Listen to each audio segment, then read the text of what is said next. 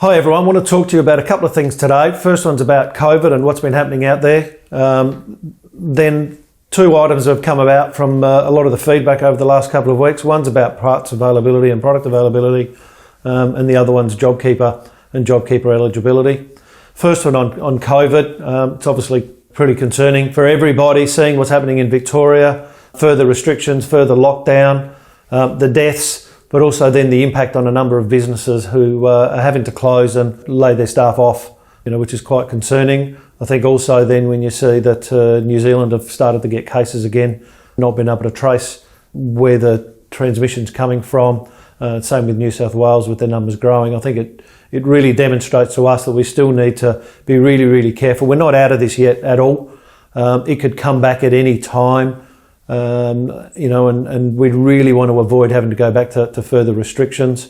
So we just got to make sure that we listen to the health authorities, the distancing, the hygiene, and we're really diligent there. If our staff are ill, then make sure they keep away. Record all of your customers' names and phone numbers so you can contact them to ensure tracing. They're the things. Once we get into a position where the government can't trace where people are actually catching it from, that's when they're going to go really heavy on the restrictions. So we need to listen to all the advice that we're getting and follow that through.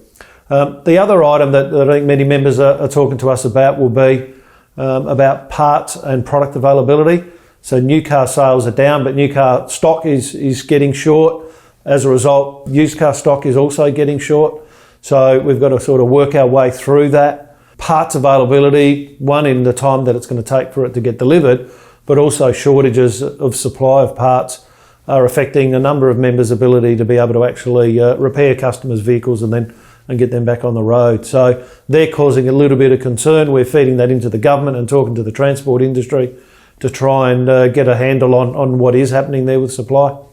The other one that we've had quite a bit of feedback, which I think positively has been addressed by the federal government, has been JobKeeper eligibility and the criteria. So there has been an adjustment of the criteria there and the period of comparison to ensure a lot more members are eligible for it, which is really, really good. Hang in there. Let's do the right thing. The thing that we're trying to get across to government is, yes, there's got to be a concern for the health of our people, of the community, but we've also got to be really mindful about business health and business survival and getting a really fine balance there and not going too hard on the restrictions that it does strangle the business community and make the recovery at the end of this a lot more difficult.